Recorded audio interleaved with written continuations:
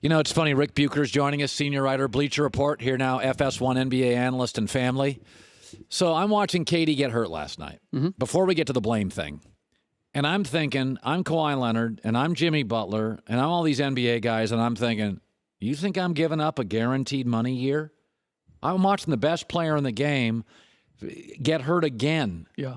And Boogie's hurt, and Clay's hurt. That, to me, that thing resonated last night. I'm not giving up 30. I would never tell my son, as an NBA athlete, you know, you'll make the $35 million up. I see him travel. I see his work. I see his stress. I see the hate. I see the. It depends on the injury, and it depends on the injury history. With Clay and his hamstring pushing the envelope a little bit, he hasn't had issues, right? And so I believe that's in a different place. And if it's above the waist, if it's an elbow, if it's a wrist, right, what Kyle Lowry's dealing with, you can go with that. But for KD, who has had recurring calf issues with that particular leg, to think that there wasn't going to be something potentially catastrophic. I mean, ultimately, that's the thing. I couldn't erase from my mind all the people that are close to KD who I knew were telling him, dude, it's a bad bet. Don't play. It's not worth the risk. Why didn't he listen? Because he wanted to prove that he's not a cupcake. He is a tough guy. He doesn't leave his teammates in the lurch. He shut out all the people that were saying, do the prudent thing, and he wanted to do the heroic thing. And ultimately, he needed somebody who had the veto power to say, KD, we know where your heart is. You have nothing to prove to us. You're not going to play. Not you don't have to play. You're not going to play. And that didn't happen. Who do you blame? Warriors had the veto power. Obviously, you know, Bob Myers took it upon himself. He was getting advice, obviously, from the medical staff and the training staff, et cetera. But I put a little bit of this on the players, collectively on the team. First of all, they were never clear on what the injury was or where he was. There was a lot of gray area and a lot of uncertainty. And as a result, all of that flipped back on KD. Like, why isn't he playing? Tim Kawakami from The Athletic wrote about the frustration in the locker room. You don't think KD felt that and was responding to that? Okay, you know what? I'm going to go out there. I'm going to try to make it happen. So across the board, the Warriors had the ability, much like they sat Clay in Game 3, there was no need. But I feel the desire to three-peat, you're facing a closeout game, and ultimately you don't know whether KD is going to stay or not. So let's throw everything in the middle and see if we can get away with it. And KD paid the ultimate price. It feels like, you know, Joy and I said this, I could see, when's the next game? Is it Wednesday? Thursday. I could see Golden State coming in, last game at Oracle, Durant stands, the crowd gives them an ovation, they play for 6 great minutes, and then are flat. And the Warriors just don't have the length, they don't have the health, they don't have the depth. I don't think Looney's going to play. I could see Thursday being the last game at Oracle. Looney not playing once again would be as I don't want to say as big a blow as KD, but I thought that the Raptors had the capability of winning Game 5 with or without KD, because the issue is not at the offensive end. Yes, they got it going, and yes, they were lighting it up when KD was out there. But defensively, Toronto can still get whatever they want. They may not shoot the three quite as well, but they get everything at the rim, and they're getting second chance points. And unless the Warriors are red hot from long range, that eventually wears you down, especially with how well Toronto can defend. The reality is the Raptors have been the better team from far more minutes throughout this series.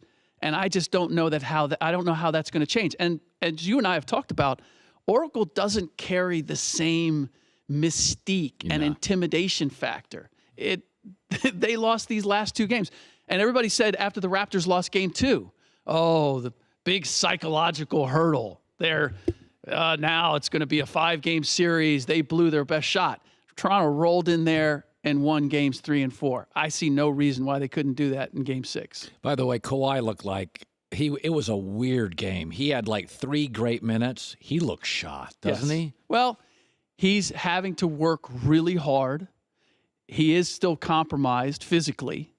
And this is where the Raptors are a little bit of a disadvantage because you can tell with their team, everybody is like, here we go. Oh, closeout game for the finals.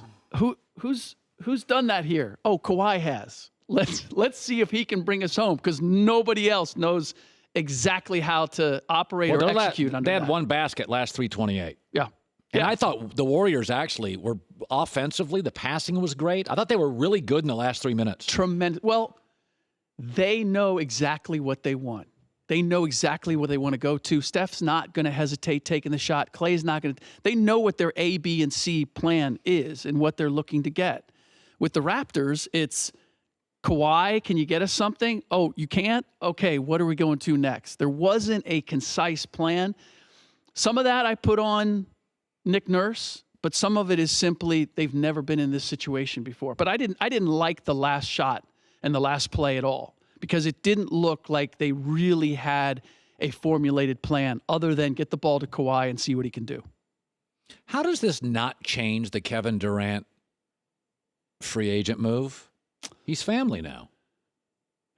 Walking him into the locker room. You don't give up on family. Just have him max out and give him a new 5-year deal guaranteed. Well, I have no doubt that they would do that. Right. The last thing I see him doing is opting in for just 1 year. Well, why would I wouldn't do that. Yeah, no. Get the long-term security, whatever it may be. But that said, if the medical staff and the pressure from the Warriors, if KD sits for a bit and says, I'm in this position because I gave in to what they wanted as opposed to what was best for me. You think he'd do that? I don't know. Why don't I Bob Myers call today? And I call Rich Kleiman. Yeah. And I say, listen, this is awful. Have him opt out. We'll max him for 5. Let's make this family. We're not letting him go. I think I would, if I'm Kevin Durant, there's no way I'm turning that down. 5 years, $250 million. It's hard to turn down. It is, but money is not the sole driving force with Kevin Durant. For the same reason he left Oklahoma City and he wanted the experience of someplace else. He's I don't want to get too mystical here. He's kind of a seeker. Like we said it in terms of, hey, it's money, it's championships, it's all that. KD, I get the sense, is more about experiences and testing himself in a variety of ways. And that's going to lead. Sounds very Ojai, California. It might Why be. Can't It sounds kind of Ouija board, but I honestly, being around KD and having conversations with him, I can seek more lettuce too. There's nothing wrong with being a wanderer. I can wander over the bank and take out more money. This whole thing about giving up $40 million, it's like athletes.